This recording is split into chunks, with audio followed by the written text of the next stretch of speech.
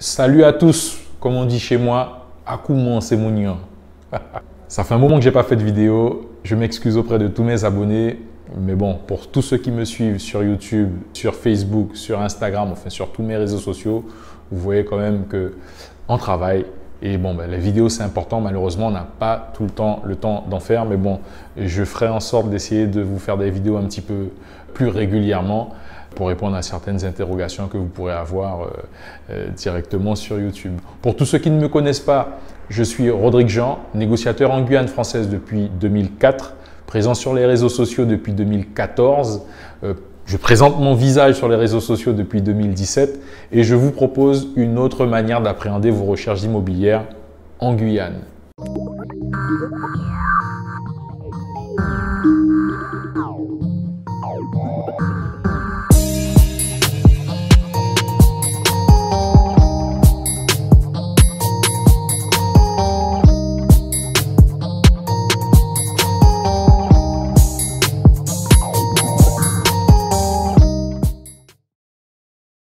Dans la vidéo d'aujourd'hui, on va parler des fondamentaux, des choses les plus importantes à savoir lorsqu'on décide de devenir propriétaire, quand on veut passer le cap. J'avais fait un petit sondage sur mon Instagram professionnel où j'avais posé la question comme ça. Je vous ai demandé si vous étiez intéressé par cette vidéo, à savoir, parce qu'il faut savoir que je reçois beaucoup d'appels de personnes et j'ai souvent les mêmes questions qui reviennent. Alors, toutes les personnes qui s'y connaissent déjà ou qui ont déjà fait leurs recherches ou qui sont un peu formées, automatiquement cette vidéo ne va pas trop vous intéresser, donc vous pouvez passer à la suivante. Et toutes les personnes justement qui représentent quand même une majorité de personnes qui m'appellent lorsqu'il s'agit d'investissement, donc qui sont des primo-accédants, qui ne savent vraiment pas par quoi commencer, qui ont un peu honte de demander ou autre, et bien qui ont répondu à ce sondage, restez puisque je vais vous donner vraiment les fondamentaux, les choses basiques à savoir pour passer le cap et devenir propriétaire. La première chose qu'il faut savoir, c'est qu'automatiquement, pour pouvoir investir dans l'immobilier, il faudrait déjà que vous ayez de l'argent, une épargne, une certaine somme d'argent. Je pense que cette somme est aux alentours des 8 000, 10 000 euros, car avec ce montant-là, on peut déjà envisager des premiers investissements, même petits. Ça me semble être vraiment le minimum pour pouvoir commencer à être investisseur. Alors c'est vrai que vous me direz, pour certains d'entre vous, ah oui, mais sur Internet, ou bien même j'ai un ami, ou Tartampion ou autre, mais surtout sur Internet, sur YouTube, on voit beaucoup d'interviews de primo-accédants qui disent qu'ils ont eu accès à l'investissement locatif, qu'ils ont eu leur prêt, qu'ils ont été financés à hauteur de 110%, sans mettre un rang, quoi. Donc, ils ont pu effectivement avoir un prêt de la totalité, ils n'ont pas eu à mettre d'apport. Alors, oui, effectivement, ce sont des situations qui existent régulièrement. Cependant, on va rester réaliste. C'est vrai que ça existe, mais ces personnes représentent quel pourcentage du nombre de personnes, du nombre de primo-accédants qui sont devenus propriétaires? Eh bien, je peux vous dire un tout petit pourcentage. Effectivement, c'est possible, mais il faut être très bien formé, il faut trouver la très bonne affaire et puis surtout, il faut trouver le bon partenaire. Et ce qu'ils ne disent pas, c'est qu'il faut vraiment y aller, encore plus que lorsqu'on a déjà son épargne. Déjà, quand on a une épargne, ce n'est pas simple en Guyane d'être financé, à part si on s'appelle Crésus. Mais lorsqu'on n'a pas d'épargne, eh bien, je peux vous dire que c'est la croix et la bannière. Et là, il faut vraiment mettre de l'huile de coude. Donc, on reste réaliste dans cette vidéo. Pour investir dans l'immobilier, il vous faut une épargne. Le minimum, c'est entre 8 000 et 10 000 euros. Si vous n'avez pas encore une épargne entre 8 000 et 10 000 euros, eh bien écoutez, vous n'êtes pas encore prêt, faites ce qu'il faut, serrez-vous la ceinture, mettez des sous de côté. Alors, petite précision, vous n'êtes pas obligé de mettre cette épargne sur un PEL, hein. Ce n'est vraiment pas une obligation. Alors, le PEL est un procédé qu'on a beaucoup vendu il y a des années en arrière. D'ailleurs, je ferai une vidéo sur le PEL, je vous donnerai mon avis dessus, mais ce n'est pas une obligation et moi, je considère même que ce n'est pas spécialement intéressant d'avoir un PEL, mais ça, on en parlera dans une autre vidéo. Donc, une fois que vous avez ce coussin, cette épargne, cet argent de côté, c'est 8 000 – 10 000 euros au minimum, eh bien, écoutez, il faudrait vous poser la question, puisque c'est la question la plus importante, mais pourquoi j'investis? Est-ce que je veux investir pour être logé, avoir un confort pour ma famille ou autre, donc avoir ma résidence principale, ou est-ce que je veux investir pour avoir des revenus locatifs et potentiellement, pourquoi pas, comme on voit beaucoup sur Internet, devenir rentier. C'est la grande mode. Alors, pourquoi vous devez vous poser cette question? Parce que c'est deux choses qui sont totalement différentes. Alors, il y a des personnes qui ne vont pas vouloir se prendre la tête, qui veulent juste leur maison pour leurs vieux jours ou qui veulent juste leur confort, avoir leur maison. Donc, ils vont effectivement en premier aller vers la résidence principale. Cependant, pour toutes les personnes qui rêvent un jour de devenir rentier ou qui rêvent d'avoir des revenus locatifs ou d'avoir plusieurs locataires, eh bien, écoutez, cette question est importante parce que dans ce cas-là, si votre choix, c'est d'investir dans l'immobilier pour les revenus locatifs, il ne faudra surtout pas commencer par votre résidence principale. Pourquoi? Eh bien, parce que votre résidence principale, c'est un passif, donc c'est quelque chose qui vous fait sortir de l'argent, d'accord? Donc, ça ne vous rapporte pas d'argent, c'est un passif. Au mieux, c'est une épargne, puisqu'on peut considérer que les traites payées, vu que vous avez le bien, vous êtes propriétaire, c'est considéré d'ailleurs par la fiscalité comme étant une épargne. Donc ça, c'est pour la résidence principale. Alors que le locatif, lorsque c'est bien fait, c'est un actif. C'est de l'argent qui rentre. Donc, d'un côté, résidence principale, vous perdez des sous, ou en tout cas, vous épargnez des sous dans le meilleur des cas. Et de l'autre côté, dans le locatif, eh bien, si c'est bien fait, vous gagnez des sous. Alors, quelle est la différence entre les deux? Pour entrer plus en profondeur, eh bien, écoutez, lorsque vous allez commencer par investir dans votre résidence principale, alors que votre objectif, c'est d'avoir des revenus locatifs, d'être rentier, eh bien, vous allez taper sur ce qu'on appelle votre taux d'endettement. J'avais déjà parlé du taux d'endettement dans certaines vidéos, mais pour faire simple, pour revenir dessus et expliquer à ceux qui ne connaissent vraiment pas ce que c'est, lorsque vous allez demander un prêt, qu'il s'agisse d'un prêt perso, d'un prêt pour une automobile ou d'un prêt pour de l'immobilier, par rapport au montant qu'on va vous prêter, les remboursements ne doivent pas dépasser un certain pourcentage de vos revenus mensuels. Donc le taux d'endettement maximum en général est de 33%. Théoriquement, c'est 33%. Ça veut dire que si vous avez des revenus de 1 000 € par mois, eh bien, le montant de votre traite ne pourra pas excéder 333 € par mois, d'où les 33%. Donc, ça veut dire que votre prêt sera fait de sorte à ce que vous ayez des traites maximum de 333 € par mois, donc 33%. Et ce taux d'endettement n'est pas extensible, il est de 33%. Et si vous investissez d'abord sur votre résidence principale, admettons, vous avez 1 000 € de revenus et que vous avez un bien immobilier, votre résidence principale qui vous coûte 250 € par mois, eh bien, il ne vous reste que 50 € possibles pour un autre financement. Ouais. Ou si vous avez une traite de 333 € avec vos revenus de 1 000 €, eh bien, il vous reste 0 € de possible pour une autre traite. Donc ça, c'est en investissant dans votre résidence principale.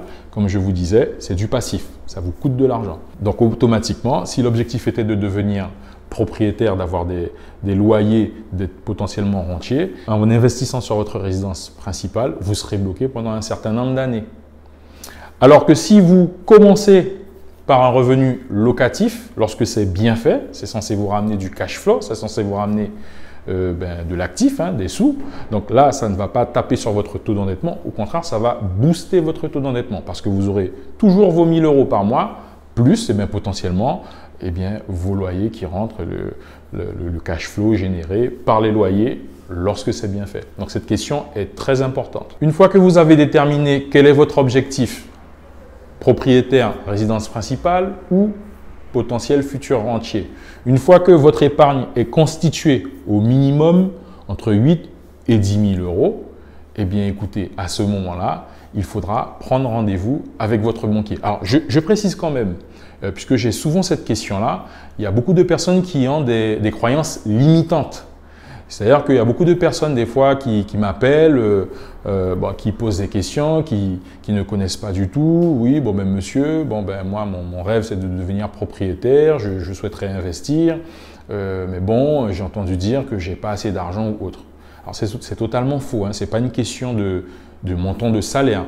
Moi j'ai déjà vendu des appartements, j'ai déjà vendu de l'immobilier à des personnes qui étaient au SMIC. 1200, 1300 euros. Donc, tout est une question de gestion de votre argent. Tout est une question également de montant d'investissement. Mais ce n'est pas parce que vous touchez 1000, 1200 euros que vous ne pouvez pas investir. Si vous avez su constituer votre capital, entre guillemets, votre épargne de 8 000, 10 000 euros, que vous n'avez aucun prêt, que votre taux d'endettement n'a pas été touché, entre guillemets, et que vous savez gérer votre argent, que vous n'êtes pas tout le temps au rouge, que vous êtes raisonnable, etc., vous pouvez très bien commencer à investir. C'est totalement possible.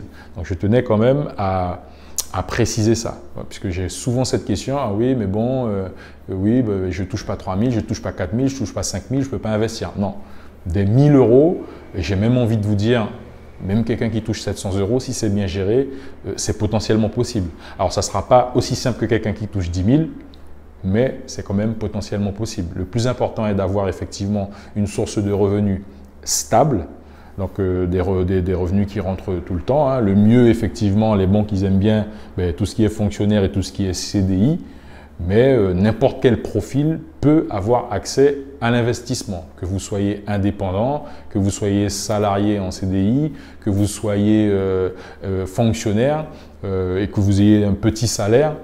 C'est possible. J'ai même envie de vous dire, dans certains cas, après ça c'est encore autre chose, même des personnes en CDD. Dans certains cas, lorsqu'on est bien formé, c'est possible. Mais ça, c'est encore autre chose. Donc, une fois que tout ça c'est fait, une fois que tout ça c'est acté, épargne effectivement constituée, la question est bien posée. Je commence par quoi? Investissement locatif ou alors résidence principale? Eh bien, il faut aller voir votre banquier. Pourquoi aller voir votre banquier? Simplement pour lui demander une simulation, afin que vous puissiez connaître votre capacité d'emprunt maximum.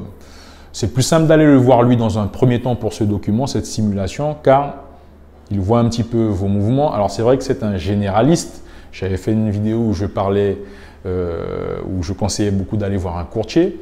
Mais pour cette première démarche, aller le voir, c'est le plus simple, ça sera le plus rapide. Et puis bon, ça ne reste qu'une simulation. Ça vous donne une idée, une notion de ce que vous pouvez emprunter. Donc vous allez le voir, vous prenez rendez-vous, vous lui dites que vous voulez investir dans la pierre. Lui, il saura donc de toute façon, vous êtes chez lui, quel est le montant de votre épargne potentielle, comment vous gérez votre argent, quels sont vos revenus mensuels, etc. Et là, il pourra vous sortir ce document. Avec ce document, vous saurez exactement vers quel type de montant aller, vers quel type de produit aller. Là, on passe au vif du sujet. Là, vous pouvez commencer vos recherches, tout simplement. Donc, je vous conseille de voir un professionnel comme moi. C'est le plus simple, ça vous permettra d'être accompagné, d'aller plus vite, éventuellement d'être sur les meilleurs coups. Mais vous pouvez très bien commencer vos recherches directement sur Internet, pas de particulier à particulier, aller voir un notaire ou un autre professionnel. Une fois que vous allez commencer ça, il ne faudra surtout pas être stressé. La chronologie est très simple. La première chose, c'est effectivement sélection des produits qui correspondent à votre réalité, à vos critères bien sûr, mais à votre capacité d'emprunt maximum. Okay, donc, le mieux, ce serait de trouver des produits qui sont sous votre capacité d'emprunt maximum. Mais bon, voilà, on a un maximum, on le connaît, on sait pourquoi on investit, on sait ce qu'on veut. Là, on commence les recherches. Donc, on commence la sélection, on fait les recherches. Une fois que vous faites vos visites, les recherches sont faites, vous prenez rendez-vous, vous visitez les biens, vous repérez certains biens qui vous intéressent, et bien là, vous vous positionnez. Pour se positionner, il faut faire ce qu'on appelle une offre d'achat.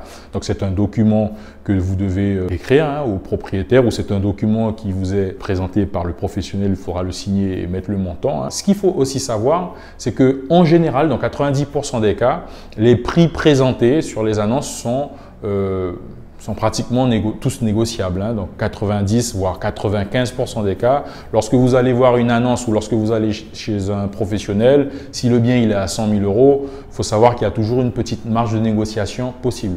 Donc c'est pour ça qu'il est important, dans votre intérêt, lorsque vous faites une offre d'achat, à part si vraiment il y a beaucoup de personnes sur le produit, que c'est le produit qu'il vous faut, qu'il y a beaucoup de concurrence, effectivement, là, il faut faire une proposition au prix demandé. À part ce cas vraiment spécifique, je vous conseille vraiment de faire une offre d'achat toujours légèrement en dessous. Alors, pas trop bas, parce qu'il faut être réaliste. Si l'offre d'achat proposée au propriétaire est trop basse, vous prenez le risque qu'il la refuse, qu'il vous disqualifie d'emblée.